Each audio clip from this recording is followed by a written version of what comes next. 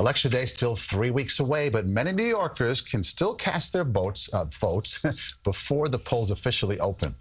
But with some schools acting as polling places, the early voting program is causing some controversy amongst parents. CBS 2's Hazel Sanchez explains.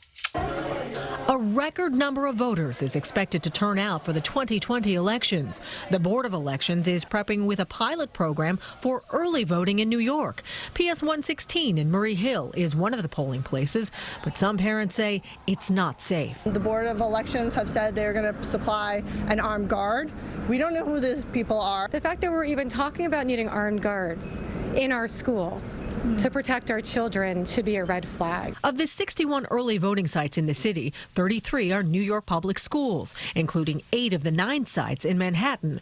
Early voting locations will be open for 10 days leading up to the November 5th elections, allowing public voters to enter the school while students are there and classes are in session.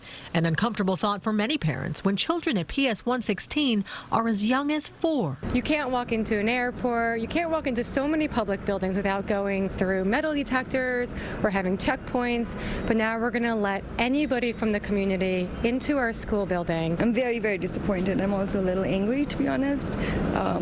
There's other options, and this should not be an option. The Board of Elections says back in March it notified the Department of Education of the schools it chose for early voting sites and that it was the DOE's responsibility to notify the administrators of each school. We were told on October 5th, they sent us an email to the principal, who then forwarded to us, that we were going to be selected as an early voting site, which was crazy because 3 weeks' time, that's no time to prepare. The Department of Education says it's working with the NYPD to ensure PS 116 is safe during early voting. The DOE will also be meeting with the principal this week to provide additional support.